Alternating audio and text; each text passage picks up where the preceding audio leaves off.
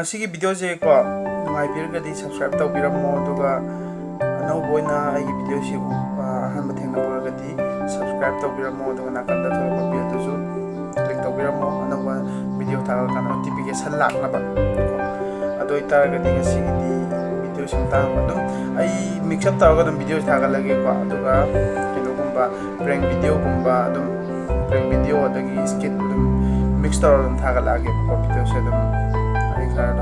tawrage nungai ni khale adu nungai tragadi dum nungai tena myamna tawhaning bodu swai tawbiyo dum suggest tawdum bodu comment habiramo ko aduga myamna comment haning de haru personal oina tawbiyo so nanda tawge agana male thona da le bine adu myamna